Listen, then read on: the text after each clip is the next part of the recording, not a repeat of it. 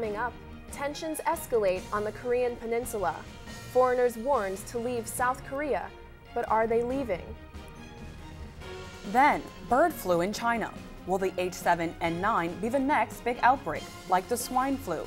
This special international edition of District Wire News starts right now.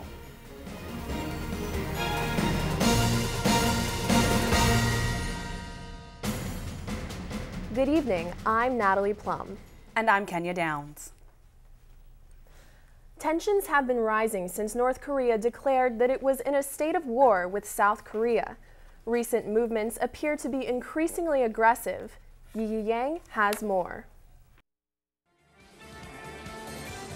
The tensions continue to grow in the Korean peninsula. If the world is not worried, North Korea says it should be. The state television is warning foreigners in South Korea to leave the territory because the peninsula is on the brink of war. 전쟁이 터지는 경우 남조선에 있는 외국인들이 피해를 We urge all the foreign nationals and institutes or companies, including tourists, to take evacuation measures out of Seoul and South Korea for their own safety. 남조선에 있는 모든 외국 기관들과 기업들, 관광객들을 포함한 외국인들이 Despite the growing tensions, not everyone in South Korea take it seriously. Yu Bin Kim, an exchange student here in Washington, says her family and friends in Seoul are still living a normal life. My friends, they are more worried about their study or their job, not the war, I think. The reason is that, North Korean people's rhetoric or speech is very drastic and provocative, and their words and the action is different. With troop training in North Korea, U.S. State Secretary John Kerry says Pyongyang can still end international isolation over its nuclear program, and once again, China is the key. They can come back to the table and join all of those other countries, including their nearest neighbor and partner, China, which has such an important role to play and which has always maintained a closer relationship to the North than any other country. China's new leader appears to share U.S. approach. We want reconciliation, not tension. We want dialogue, not confrontation. Conflict on the Korean peninsula is not in the interest of any party. China is committed to the peace and stability of the peninsula and Northeast Asia. And Japan is rolling out Patriot surface-to-air missile defenses at 3 key locations around Tokyo. Yi Yang for District Wire News, Washington, D.C. Just days before elections, bombs could be heard blasting in Iraq early this morning, leaving at least 20 people dead and as many as 200 injured. More than 20 separate attacks, including car bombs, targeted several cities in and around Baghdad. The attack comes just 5 days before a major test of the country's stability, as voters head to the polls for provincial elections. Pakistani officials said they suspect a U.S. missile strike killed 4 on Sunday. The officials said 3 missiles hit a home in a town in North Waziristan, an area known to house various al-Qaeda-allied militant groups. The deceased have not been identified. Pakistani military has not launched an offensive in the area, but Washington depends on drone strikes to battle militants. Somalia is recovering today after Islamic militants launched one of the most coordinated attacks in the nation's history yesterday afternoon. 9 gunmen stormed the Supreme Court in Mogadishu with guns and suicide vests. The militants engaged in a shootout with armed forces for more than 2 hours. 25 deaths have been confirmed, and security officials say there is likely to be more. Islamic groups once controlled the Somali capital city, but launched bomb attacks after they were forced out by the African Union in 2011. The death toll due to bird flu in China continues to worsen after 2 men died of the virus on Sunday. Shanghai municipality reports that the total number of deaths in the country to the H7N9 bird flu virus is 13. Christina Brooks has the story. It sounds like something straight out of a movie. What starts as a seemingly harmless call for an elderly man in China develops into a fatal disease. This scenario is now, however, a reality as the bird flu outbreak in Henan province and Beijing rises to 60 people and a death toll of 13. Reports from China are the first cases of human infection with H7N9 viruses. Although we do not yet know the source of infection for certain, at this time there's no evidence of sustained human-to-human transmission. Experts are still advising that people take the utmost precaution and avoid all poultry products, including eggs. Scientists in the U.S. are already working on a vaccine against the strain. The most recent pandemic was the 2009 swine flu, which was related to almost 300,000 deaths worldwide. Leaders in China also vividly remember the SARS outbreak of 2003 and are aiming to be more transparent with the public this time around. Some in the U.S. have family back in China, but are not buying into the SARS-like hype.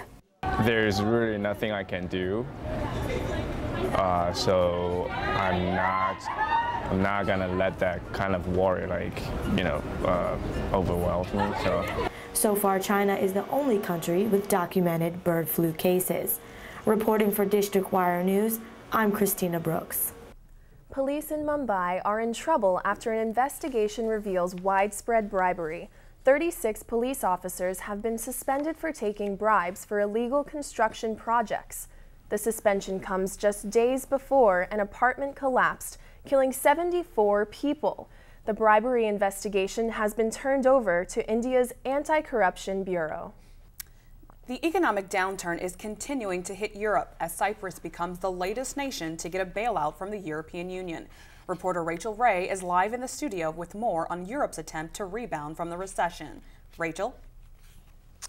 The European Union has been making headlines over the last 5 years for the European financial crisis. Just last week, Cyprus became the latest EU member to ask for a bailout. So what do all these bailouts mean for the future of the EU? Well, I did some research and sat down with one expert to figure it all out. The European Union has been in the middle of bailouts for 5 countries: Ireland, Portugal, Spain, Greece, and now Cyprus. All have been headliners in the media, some even referred to as a crisis. The EU's latest contribution to Cyprus will total 10 billion euros, which sounds like a lot of money. But to accurately look at the EU's future after these bailouts, you can't compare apples and oranges. Some of these countries make, some of these crises make headlines, including the crisis in Greece, but they're not all the same. I mean, Greece and Cyprus account for a very small percentage of European GDP.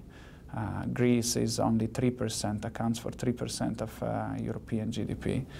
To try to avoid a crisis in bigger countries like Italy, the EU wrote up the European Economic Recovery Plan. The plan has 2 parts. 1, expand the EU's future budget by 200 billion euros. 2, invest in energy, clean technologies, infrastructure, and member country interconnection. Another forward-looking initiative is creating a single banking supervisor, which was one topic EU leaders talked about when they met Friday and Saturday in Dublin. But before a single banking supervisor could happen, there needs to be more united leadership. Part of the solution will have to come from merging sovereignty even more, sharing sovereignty even more, and creating the political institutions that can, in a way, sustain and support, the common market and the monetary union that we have already created. Otherwise, there's always going to be a mismatch. In the past, German Chancellor Angela Merkel has said she wants more political union with other EU members. It seems the euro is no longer enough to keep the European Union united. It is time for EU politics to finally catch up to its common currency. For District Wire News, I'm Rachel Ray. The EU is taking steps to prevent a future crisis, but for now, it looks like bailouts could continue. The next country that could need one, talk has been that it could be Slovenia, so we'll keep our eye out for that. That's all I have for now. Back to you guys. Thank you, Rachel. The notorious French gangster who blew himself out of prison 2 days ago may have escaped in part because of overcrowding. Redouane Faïd, who is known as a dangerous mastermind behind multiple crimes, broke out of a jail in Lille, France, on Saturday. The French Ministry of Justice says that overpopulation problems in the high-security prison hindered guards' abilities to contain him. Officials say 40-year-old Faïd held 5 people, including 4 guards, at gunpoint before he escaped. 26 European nations are on the lookout for Faïd. Coming up after the break, human rights advocates are sending a message to drone manufacturers. And host of Latin Pulse, Rick Rockwell, joins us in studio to discuss the Venezuela elections.